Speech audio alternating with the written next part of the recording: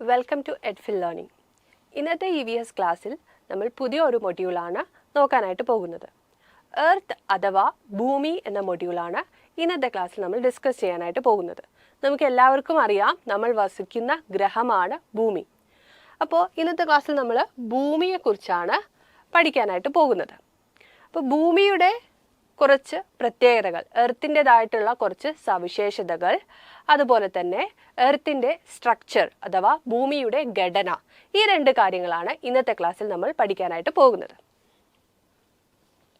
അപ്പോൾ നമുക്ക് ഭൂമിയെക്കുറിച്ച് നമ്മൾ വളരെ ചെറിയ ക്ലാസ് മുതലേ കേട്ടിട്ടുള്ളതാണ്. ഭൂമിയുടെ പ്രത്യേകതകൾ ധാരാളം. എന്നാൽ ഈ കാര്യങ്ങൾ ഒന്നുകൂടി നിങ്ങൾ ഓർത്തെടുക്കാൻ വേണ്ടി നമുക്ക് ഭൂമിയുടെ സവിശേഷതകളിൽ നിന്ന് തന്നെ തുടങ്ങാം. അപ്പോൾ ഭൂമി നമുക്കറിയാം, ജീവൻ നിലനിൽക്കുന്ന ഏക ഗ്രഹമാണ് ഭൂമി. അപ്പോൾ സൗരയൂഥത്തിൽ ധാരാളം ഗ്രഹങ്ങളുണ്ട്. ഇതിൽ ജീവൻ നിലനിൽക്കുന്ന ഏക ഗ്രഹമാണ് ഭൂമി. സൂര്യനിൽ നിന്നും ഭൂമി മൂന്നാമതായി സ്ഥിതി ചെയ്യുന്നു. അതായത് സൂര്യൻ, നമുക്കറിയാം സൗരയൂഥത്തിൻ്റെ കേന്ദ്രമാണ് സൂര്യൻ, അല്ലേ?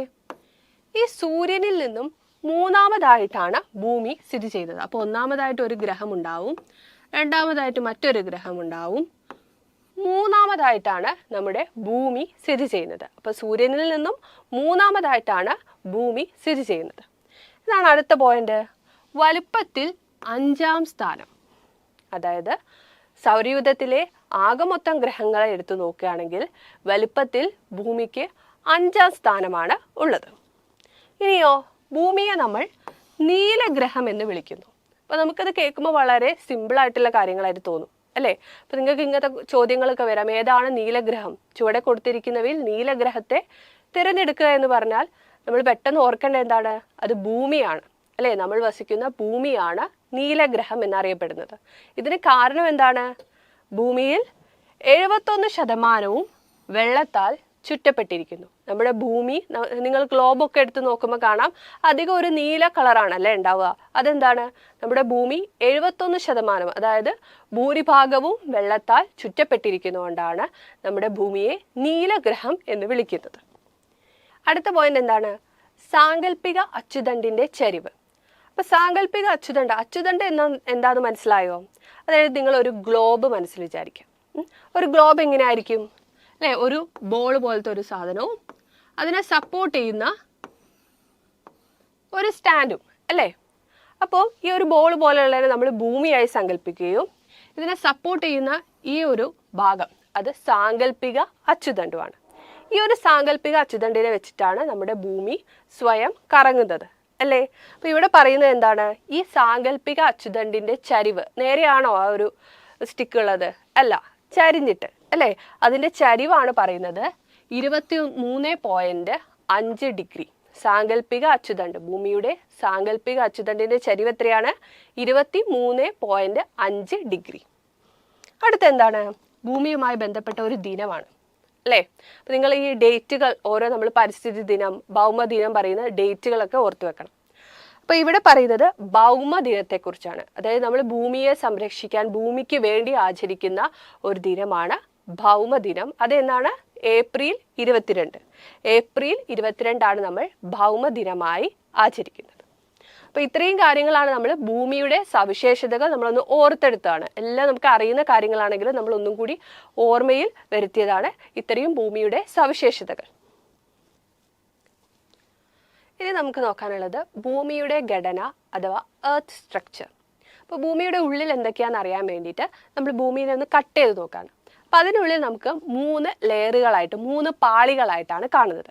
അപ്പോൾ ആ ഒരു ഇതാണ് ഈ ചിത്രത്തിൽ കൊടുത്തിരിക്കുന്നത്. നമ്മൾ ഭൂമിയെ ഒന്ന് കട്ട് ചെയ്ത് നോക്കി. അപ്പോൾ നമുക്ക് അതിനുള്ളിൽ എന്താ പാളികളായിട്ട് കാണാം. ഏതൊക്കെയാണ് പാളികൾ? ഏറ്റവും പുറമെ ക്രസ്റ്റ്, പിന്നെയോ അതിന് താഴെയായിട്ട് മാന്റിൽ, പിന്നെ ഏറ്റവും ഉള്ളിലായിട്ടാണ് കോർ റീജിയൻ. ഇത് രണ്ടും inner and outer core region.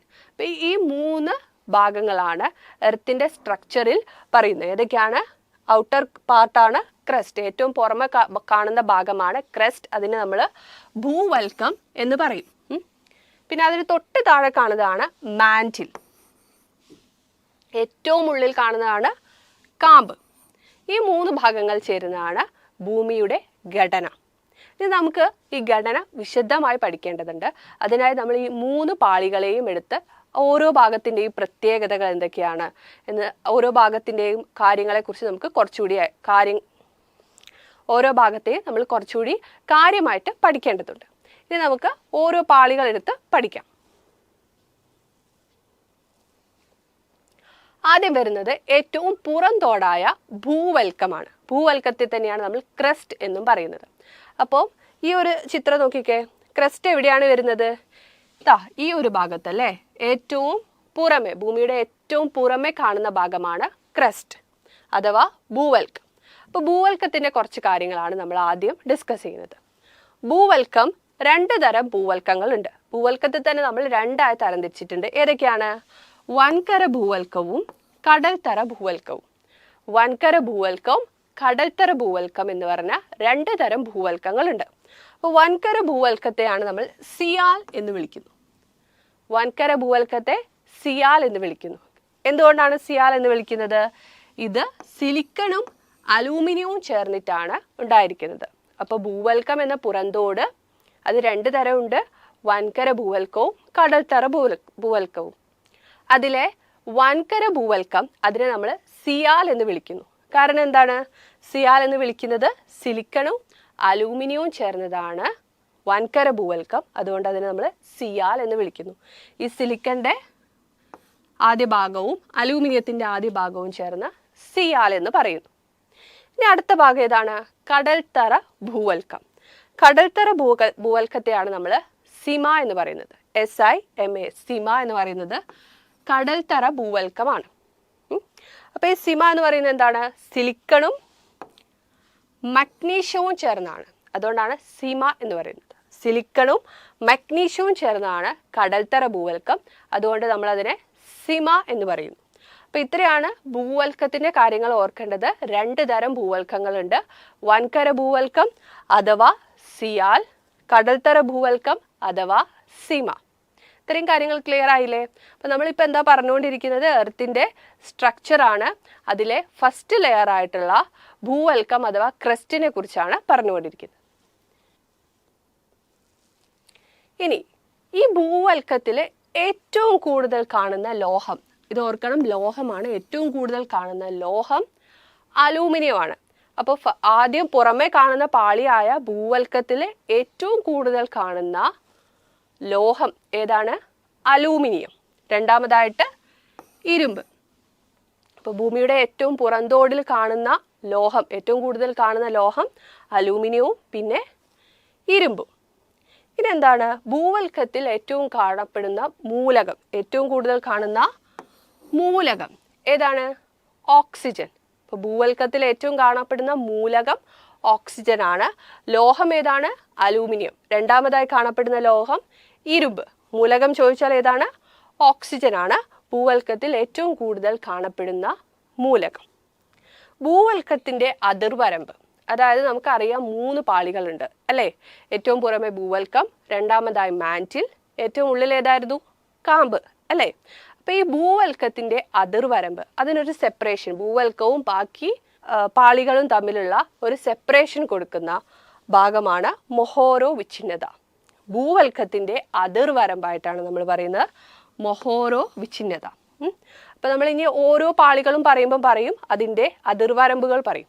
അപ്പൊ ഇവിടെ ആദ്യം ഭൂവൽക്കത്തിന്റെ അതിർവരമ്പാണ് ഏതാണ്? മൊഹോറോ വിച്ഛിന്നത. അപ്പൊ ഇത്രയും കാര്യങ്ങളാണ് നമുക്ക് ഭൂവൽക്കത്തെ കുറിച്ച് പറയാനായിട്ടുള്ളത്. അപ്പൊ ഭൂവൽക്കത്തിലെ കാണപ്പെടുന്ന മൂലകങ്ങൾ, ലോഹങ്ങൾ, ഭൂവൽക്കത്തിന്റെ മറ്റു പ്രത്യേകതകൾ എന്നിവയാണ് നമ്മളിപ്പോൾ പറഞ്ഞത്. ഇനി അടുത്ത പാളി, ഭൂവൽക്കം കഴിഞ്ഞാൽ തൊട്ടുള്ളിലായി കാണപ്പെടുന്ന പാളി ഏതാണ്? മാന്റിൽ അല്ലേ? അടുത്താണ് മാന്റിൽ. ഭൂവൽക്കം 2 തരം ഉണ്ടെന്ന് പറഞ്ഞ പോലെ തന്നെ മാന്റിലും 2 സബ് ഡിവിഷൻസ് ഉണ്ട് മാന്റിലിന് അല്ലേ? മാന്റിലിനെ നമ്മൾ പിന്നെ 2ആയി തിരിച്ചിട്ടുണ്ട്. എന്തൊക്കെയാണ്? ഉപരി മാന്റിലും അധോ മാന്റിൽ. ഉപരി മാന്റിൽ എന്ന് പറയുമ്പോൾ എന്തായിരിക്കും? മുകളിൽ കാണുന്നതായിരിക്കും. അധോ മാന്റിൽ എന്ന് പറയുന്നത് കുറച്ച് താഴോട്ടുള്ളതായിരിക്കും അല്ലേ? ഇനി ഭൂമിയുടെ ഉള്ളറകളിൽ ഏറ്റവും വലിയ ഭാഗം ഏതാണ്? മാന്റിലാണ് ഏറ്റവും വലുത്. അപ്പോൾ 3 ഉള്ളറകളുണ്ട്, 3 പാളികളുണ്ട് എന്ന് പറഞ്ഞു. അതിൽ ഏറ്റവും വലിയ പാളി മാന്റിലാണ്. ഇനി ഭൂവൽക്കത്തിന് താഴെയുള്ള കനം കൂടിയ മണ്ഡലമാണ്. അപ്പം നമ്മൾ 3 പാളികൾ എടുത്താൽ അതിൽ ഏറ്റവും വലിയ പാളി ഏതാണ്? മാന്റിലാണ്. അതുപോലെ തന്നെ ഭൂവൽക്കത്തിന് തൊട്ട് താഴെ കാണുന്ന ഏറ്റവും കനം കൂടിയ ഭാഗമാണ് മാന്റിൽ. മാന്റിലിൻ്റെ അതിർവരമ്പ്, അതായത് മാന്റിലും തൊട്ട് താഴെയുള്ള പാളിയും തമ്മിലുള്ള ഒരു അതിർവരമ്പ്, അതിനെയാണ് നമ്മൾ ഗുട്ടൻബർഗ് വിച്ഛിന്നത എന്ന് പറയുന്നത്. നേരത്തെ നമ്മൾ ഭൂവൽക്കത്തിൽ ഒരു വിച്ഛിന്നത പറഞ്ഞു. ഏതായിരുന്നു അതിർവരമ്പ് പറഞ്ഞത്? മൊഹോറോ വിച്ഛിന്നത. ഇവിടെ മാന്റിലിൽ പറയുമ്പോൾ ഏതാണ്? മാന്റിലിൻ്റെ അടിവരമ്പ്, മാന്റിലും മറ്റു പാളികളും തമ്മിലുള്ള ഒരു സെപ്പറേഷൻ കൊടുക്കുന്നത് ഏതാണ്? ഗുട്ടൻബർഗ് വിച്ഛിന്നത. അപ്പം മാന്റിലിലെ ഇത്രയും പോയിന്റ്സ് നിങ്ങൾ ഓർത്തു വെക്കണം. എന്താണ്? എളുപ്പമല്ലേ? ഭൂവൽക്കം കഴിഞ്ഞ് തൊട്ട് താഴെ കാണപ്പെടുന്ന ഭാഗമാണ് മാന്റിൽ. മാന്റിലാണ് ഏറ്റവും വലിയ പാളി. അതുകൂടാതെ മാന്റിൽ 2 തരമുണ്ട്, ഉപരിമാന്റിലും അധോമാന്റിലും. ഓക്കെ, ഇനി ഈ ഉപരിമാന്റിലും ഭൂവൽക്കവും കൂടി ചേരുന്നതാണ് ശിലാമണ്ഡലം. നിങ്ങൾക്ക് മനസ്സിലായോ? ഇപ്പൊ കണക്ട് ചെയ്യാൻ പറ്റുന്നുണ്ടോ? നമ്മൾ പറഞ്ഞ 3 പാളികൾ പറഞ്ഞു അല്ലേ? എർത്തിന്റെ 3 പാളികളാണ്. ഏറ്റവും പുറമേ ഉള്ളത് ഏതായിരുന്നു? ഭൂവൽക്കം.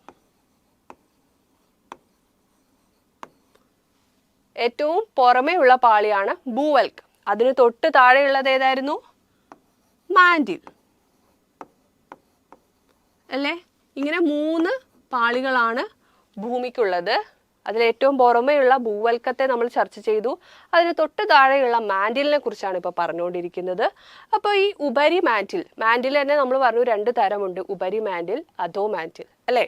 അപ്പോൾ ഈ ഉപരി മാന്റിലും ഭൂവൽക്കവും കൂടി ചേരുന്നതിനെ നമ്മൾ ശിലാമണ്ഡലം അഥവാ ലിത്തോസ്ഫിയർ എന്ന് പറയുന്നു. അപ്പോൾ ശിലാമണ്ഡലം അഥവാ ലിത്തോസ്ഫിയർ എന്ന് പറഞ്ഞാൽ എന്താണ്? ഭൂവൽക്കവും ഉപരിമാന്റിലും, അതായത് ഏറ്റവും പുറമെയുള്ള പാളിയായ ഭൂവൽക്കവും മാന്റിലിലെ ഉപരിമാന്റിലും കൂടി ചേരുന്നതിന് നമ്മൾ ലിത്തോസ്ഫിയർ അഥവാ ശിലാമണ്ഡലം എന്നാണ് പറയുന്നത്. ഇനി എന്താണ് അടുത്ത പോയിന്റ്? ആസ്തനോസ്ഫിയർ ആണ്. ശിലാമണ്ഡലത്തിന് തൊട്ടു താഴെ പദാർത്ഥങ്ങൾ ഉരുകിയ അവസ്ഥയിൽ കാണുന്നു. അപ്പോൾ ആദ്യം നിങ്ങൾ ശിലാമണ്ഡലം എന്താണെന്ന് മനസ്സിലാക്കണം. 2 പാളികൾ, അതായത് ഭൂവൽക്കവും പിന്നെ ഏത് പാളിയായിരുന്നു? ഉപരിമാന്റിലും കൂടി ചേരുന്നതാണ് ലിത്തോസ്ഫിയർ അഥവാ ശിലാമണ്ഡലം അല്ലേ? ഈ ശിലാമണ്ഡലത്തിന് തൊട്ട് താഴെ എന്താണ്? പദാർത്ഥങ്ങളൊക്കെ ഒരു ഉരുകിയ അവസ്ഥയിലാണ് കാണുന്നത്. അപ്പം നമ്മൾ എന്താ, ഈ ഓരോ പാളി ഉള്ളോട്ട് പോകുന്നതനുസരിച്ച് ഭൂമിയുടെ കോർ റീജിയനിലേക്ക്, ഉള്ളിലെ കാമ്പ് റീജിയനിലോട്ട് നമ്മൾ പോവുകയാണ്. കാമ്പിൻ്റെ അടുത്തോട്ട് ഇങ്ങനെ സഞ്ചരിക്കുകയാണ്. പുറമെ ഭൂവൽക്കം, മാന്റിൽ, ഉള്ളോട്ട് കാമ്പിൻ്റെ അടുത്തേക്ക് എത്താനായി അല്ലേ? അപ്പോൾ ഈ ഭൂവൽക്കവും അതുപോലെ തന്നെ മാന്റിലും ഉപരിമാന്റിലും ചേർന്ന് ലിത്തോസ്ഫിയർ അഥവാ ശിലാമണ്ഡലം രൂപീകരിക്കുന്നു അല്ലേ?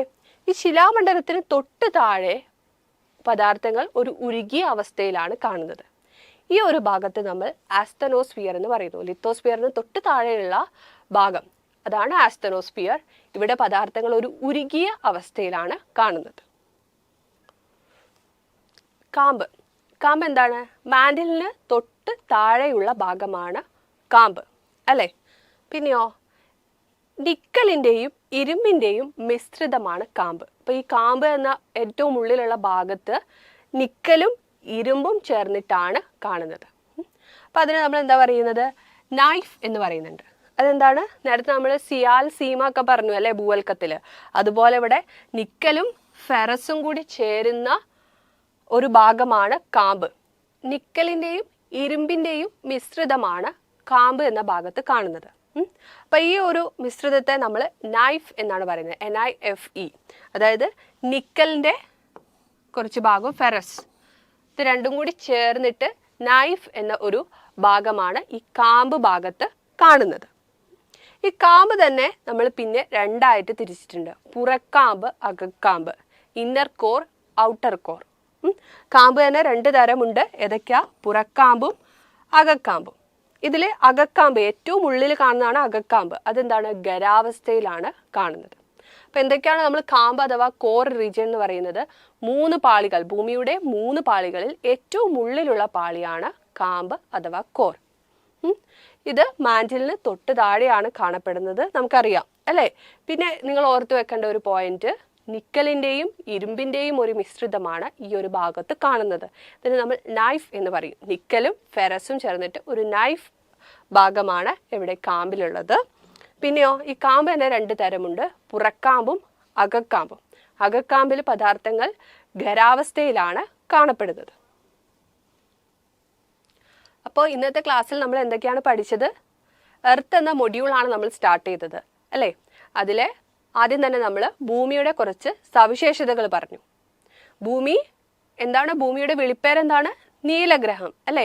ഇങ്ങനെ ചെറിയ ചെറിയ പോയിന്റുകൾ നിങ്ങൾ ഭൂമിയുടെ സവിശേഷതകളെ കുറിച്ച് ഓർത്തു വെക്കണം. അത് കഴിഞ്ഞ് നമ്മൾ എർത്തിൻ്റെ സ്ട്രക്ചർ പറഞ്ഞു. ഒരു എർത്തിനെ, ഭൂമിയെ നമ്മൾ കട്ട് ചെയ്തിട്ട് അതിൻ്റെ ഉൾഭാഗം ഒന്ന് നോക്കി അല്ലേ? അങ്ങനെ നമ്മൾ 3 പാളികൾ കണ്ടു. 3 പാളികളെ കുറിച്ച് പറഞ്ഞു, അവയുടെ സവിശേഷതകളും പറഞ്ഞു. അപ്പോൾ ഇത്രയും കാര്യങ്ങളാണ് ഇന്നത്തെ ക്ലാസ്സിൽ നമ്മൾ ചർച്ച ചെയ്തത്. Thank you.